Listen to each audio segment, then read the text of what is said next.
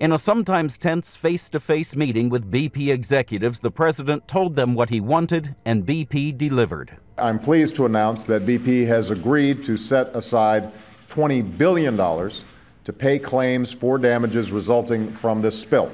Under the agreement, BP will pay $5 billion a year over the next 4 years into a compensation fund that will be run not by BP or the government, but by well-known Washington lawyer Ken Feinberg, acting as an independent and impartial administrator.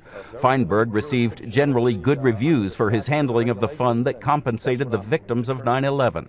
But the Gulf Oil Fund will be far more financially complex. The 9/11 fund distributed about $7 billion to survivors of less than 2,900 people killed in the attacks and to less than 2,700 who were injured. The entire process took less than 3 years. But the number affected by the Gulf spill could number in the tens or even hundreds of thousands, each with different circumstances. And they'll be allowed to file for damages again and again as their circumstances worsen.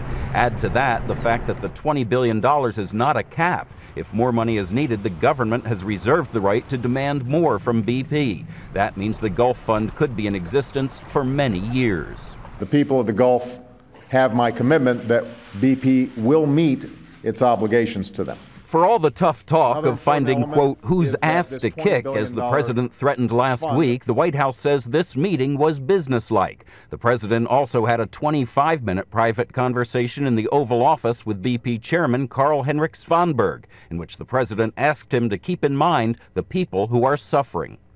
Afterwards, Svanberg, who's from Sweden, apologized to the American people and spoke about his meeting with the president. He is frustrated because he cares about the small people, and we care about the small people.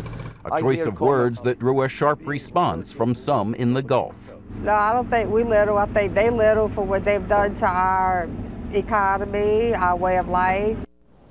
The president also announced today that BP will pay $100 million into a fund for laid-off oil workers. Katie? And meanwhile, Chip, I'm sure there was a lot of discussion today about that energy bill the president talked about last night. Politically possible? Maybe, Katie. One big concern is that House Democrats are very nervous about voting on it before Election Day. So one possible scenario is the Senate votes in July, then they wait until after Election Day for the House to vote. All right. Chip Reid at the White House. Chip, thank you.